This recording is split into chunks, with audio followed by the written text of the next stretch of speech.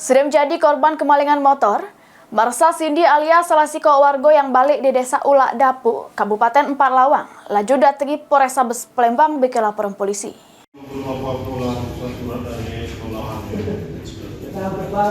Nasib apes yang dialami Marsa Cindy alias salah siko warga yang balik di desa Ulak Dapu, Kabupaten Empat Lawang, sudah menjadi korban kehilangan motor merek Honda Beat warna hitam BG2636 SD dengan total kerugian sebesar Rp5.200.000. Kejadiannya dewek bermula sekira jam 11 awan hari. Korban yang markir ke motor kesayangannya di Jalan Jenderal Sudirman depan pintu RSMH Palembang dengan kondisi stang dikunci dan merasa motor sudah aman. Korban langsung ke juru rumah sakit guna nganter ke makanan. Pas korban keluar ke arah parkiran, idak taunya motor sudah melengit. Korban sempat nyari motor di sekitaran tempat dia markir ke cuma idak ketemu. Atas kejadian tersebut, korban laju datangi Polrestabes Palembang beki laporan polisi. Cerita deh, cak mana motor kita bisa hilang deh?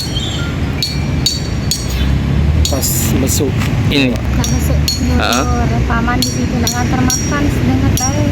Pas keluar motornya hilang, tak rekaman di baik. Masuk apa? Paman sakit. Oh, di rumah sakit ya? Rumah sakit mana deh? Nama Rosin. Oh, rumah sakit umum. Itu kapan kejadian hilang motornya? Sabtu Hari Sabtu, siang atau malam deh? pagi.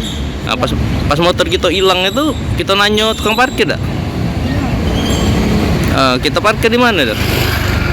Pak loket Parkir di dalam atau di luar motor kita? di luar. Di luar ya. Nah, kita nanya CCTV dah di sana tuh pas motor kita hilang. CCTV. Oh, udah kate. Mak ini laporan korban sudah diterima oleh pihak kepolisian, terus bakal ditindaklanjuti oleh petugas Satreskrim Polrestabes Palembang. Suryadi, PAL TV.